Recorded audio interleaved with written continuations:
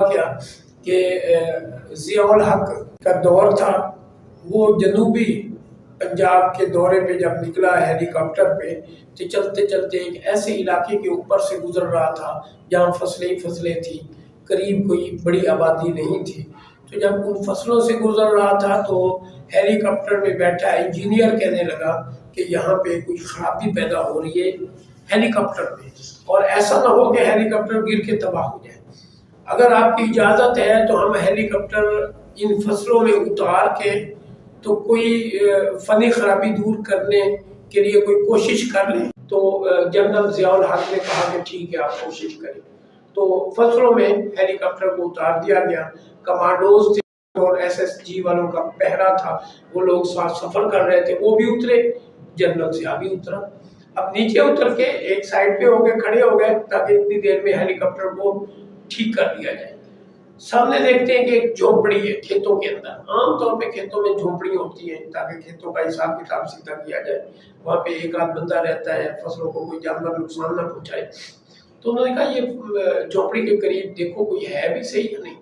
تو ایک نوجوان بڑا دوڑتا ہوا وہاں قریب گیا تو ایک اماں بیٹھی تھی، ایک عمر رسیدہ عورت بیٹھی تھی، اس سے پوچھا کہ پانی ہے آپ کے پاس؟ اس نے کہا ہے۔ فوراً واپس گیا، جنرل ضیاء سے کہتا ہے ہاں پانی ہے ان کے پاس، اور ایک بوڑھی سی عورت بیٹھی، وہ خود چل کے آئے آگے۔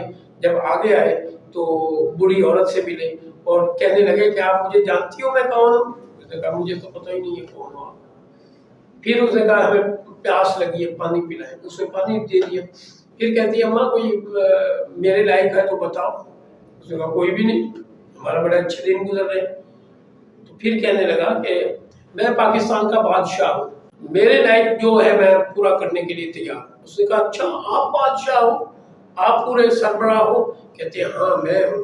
تو کہنے لگی میں کتنے دنوں سے اپنے رب سے مانگ رہی تھی کہ مجھے میرا رب حج کروائے، تو حج میں نے نہیں کیا، میری بڑی دلی خواہش ہے کہ میں حج کروں۔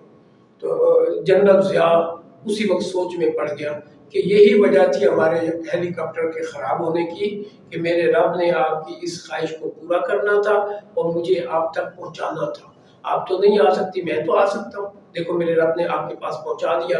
اور اسی وقت آرڈر کیے کہ اماں کا فوراً انتظام کریں سعودی عرب جانے کا، عمرہ حج کرنے کا۔